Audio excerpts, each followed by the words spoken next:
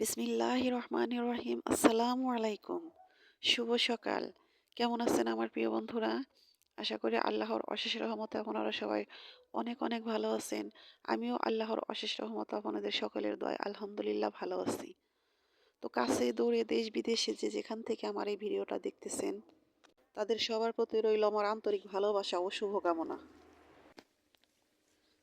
তো বন্ধুরা, ভিডিও শুরুতে একটি রিকোয়েস্ট করতেছি, যারা এই মুহূর্তে আমার ভিডিওটার সাথে আছেন, প্লিজ বন্ধুরা আমার ভিডিওতে একটা লাইক দিয়ে আমার ভিডিওটা কন্টিনিউ করেন। আপনাদের একটি লাইক আমার কাছে অনেক মূল্যবান। আপনাদের একটি লাইক আমাকে আরও একটা নতুন ভিডিও বানাতে সহায়তা করে, মনের ভিতর উৎসাহ জাগায়।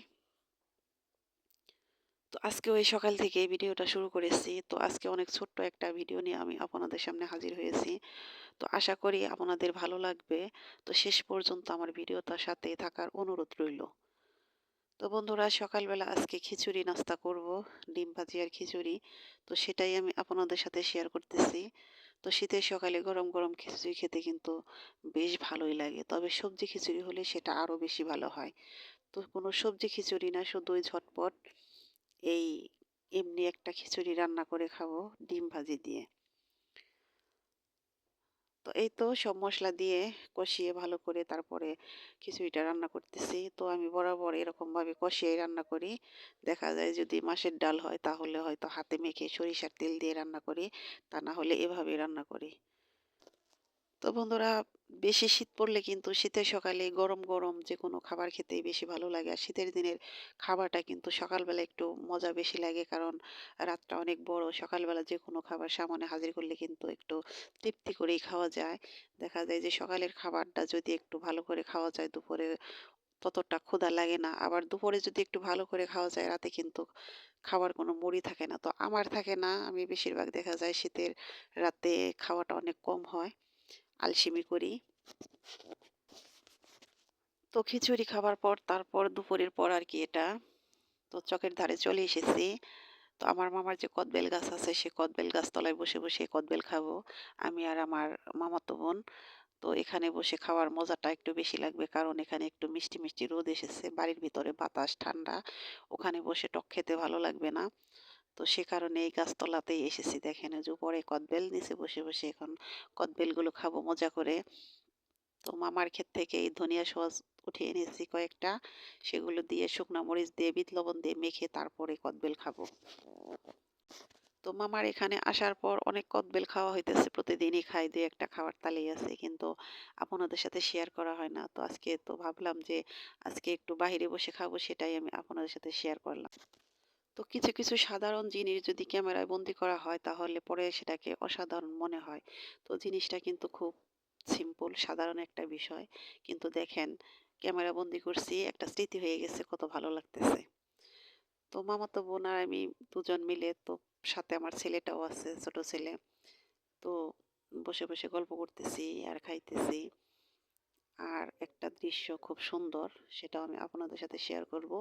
একটু খেয়াল করলে আপনারা দেখতে পাবেন। তো আমরা যে বসে আছি এটা হলো ধান ক্ষেত। এই ক্ষেতে কিন্তু খেসারিও বোনা হয়েছে, মামার ক্ষেত। তো এই ক্ষেতে এত এত চড়ুই পাখি আসে, ঝাঁকে ঝাঁকে আসে, ঝাঁকে ঝাঁকে উড়ে যায়। তো সেগুলো যদি আপনারা একটু খেয়াল করেন তাহলে দেখতে পাবেন এত চড়ুই পাখি কোথা থেকে এসেছে, তো কেউই জানি না। কিন্তু চড়ুই পাখিগুলো এই ক্ষেতটার মামার বাড়িটা ছাড়ে না। খামার বাড়ি তো দেখা যায় যে হাঁস মুরগি কবুতর তার সাথে সাথে চড়ুই পাখি, দেখতে কিন্তু খুব অসাধারণ লাগে। তো এই তো আমার কদবেল মাখানো শেষ, এখন খাবো। তো আমার প্রিয় আপুরা, আমি কিন্তু টক খেতে খুবই পছন্দ করি। তো আমার মতো কে কে টক খেতে পছন্দ করেন অবশ্যই আমাকে কমেন্ট করে জানাতে পারেন। তো আমি সেই ছোট্টবেলা থেকেই নাকি টক পছন্দ করি। আমার মা চাচিদের কাছে কথা শুনেছি যে অন্য কিছু না, তো মিষ্টি দেখলে খাই না, মিষ্টির প্রতি কোনো লোভ নেই, কিন্তু টকের প্রতি অনেক লোভ। তো এখনো দেখা যায় যে টক দেখলে সেটাকে আমি কিনে হলেও খাবো। তো কদবেল তো কত কত কিনেও খেয়েছি, আবার এর আগেও আপনারা হয়তো ভিডিওতে দেখেছেন আমার ননদ আমার জন্য কদবেল পাঠিয়েছিল, আর কিছু না কদবেল। তাহলে বুঝেন যে কেমন পছন্দ করি আমি টক। এই তো দেখুন আমার প্রিয় বন্ধুরা, কি সুন্দর চড়ুই পাখি।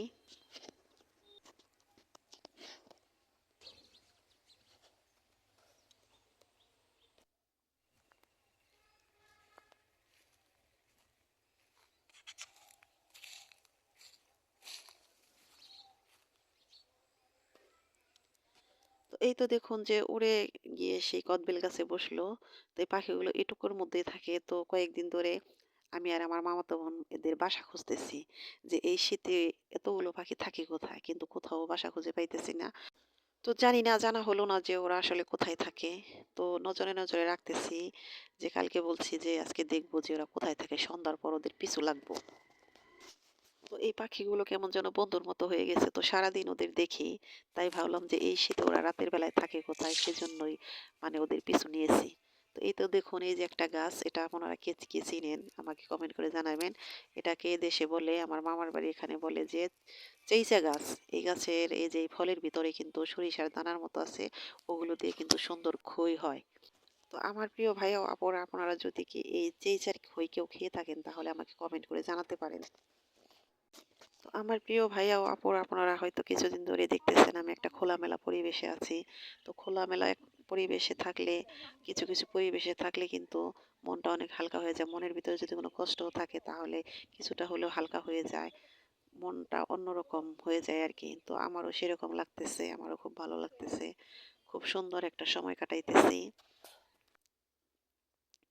তো এক জায়গায় থাকতে, থাকতে কিন্তু মনটা অনেক খারাপ হয়ে যায়, একঘেয়েমি হয়ে যায়, ভালো লাগে না। তো এদিক সেদিক যদি একটু ঘুরে ফিরে বেড়ানো যায় তাহলে কিন্তু মনটা অনেক পরিবর্তন হয়। তো বন্ধুরা, ভিডিওটা দেখতে, দেখতে যারা এই মুহূর্তে আমার সাথে আছেন, প্লিজ বন্ধুরা লাইক দিতে যদি ভুলে যান তাহলে একটা লাইক দিয়ে আমার ভিডিওটা কন্টিনিউ করেন। আর নতুন বন্ধুদের বলতেছি, প্লিজ বন্ধুরা হয়তো ভিডিওটা দেখতে, দেখতে একটু কোথাও একটু ভালো লাগবে। যদি ভালো লেগে যায় তাহলে আমার চ্যানেলটাকে সাবস্ক্রাইব করে আমার পাশেই থাকবেন। আর যারা অলরেডি এই কাজটি করে দিয়েছেন তাদেরকে জানাই অসংখ্য, অসংখ্য ধন্যবাদ। তো আমার ভিডিওতে আমার কথাতে হয়তো অনেক ভুল আছে। তো বন্ধুরা সে ভুলগুলো ক্ষমা সুন্দর দৃষ্টিতে দেখবেন। আর ভুলগুলো অবশ্যই কমেন্ট করে আমাকে জানাবেন। আমি সে ভুলগুলো শুধরানোর চেষ্টা করব। তো শিক্ষার কোনো শেষ নেই। আমি আপনাদের কাছে শিখতে চাই। তো আমার অনেক কিউট, কিউট অনেক সুন্দর আপুরা আছে। এত সুন্দর করে কথা বলেন, এত সুন্দর করে কাজ করেন, আমি তাদেরকে দেখে মুগ্ধ হয়ে যাই। তো তাদের থেকে আমি অনেক কিছু শিখতে চাই বা শিখতেছি, আরো শিখবো। তো চকের ধারে অনেক বেড়ানো হলো। এখন বাড়ির দিকে ফিরতে হবে। বেলা শেষের দিকে চলে এসেছে। তো আমার মামাতো বোনটা এখনো যেতে চাইতেছে না। যে আপু আরেকটু বসো, বসো। আমি বলি যে না, এখন বাড়ির দিকে চলো। এমনিতে আবহাওয়া ভালো না। শীতের আবহাওয়া যদি কিনা ঝলমলে রোদ থাকতো তাহলে আরেকটু ভালো লাগতো। তো আমি এই ভিডিও লাস্ট পর্যায়ে চলে এসেছি। আমার ভিডিওটা কেমন লাগলো অবশ্যই আমাকে কমেন্ট করে জানাবেন। আর প্লিজ বন্ধুরা আমার ভিডিওটা অবশ্যই ফুল ওয়াচ করার চেষ্টা করবেন। এটা আমি আপনাদের কাছ থেকে চেয়ে নিতেছি। তো আজকের মতো এখানেই বিদায় নিব। আপনারা সবাই ভালো থাকেন, সুস্থ থাকেন। আপনাদের শুভকামনায় আজকের মতো এখানেই বিদায় নিলাম। আল্লাহ হাফেজ। আসসালামু আলাইকুম।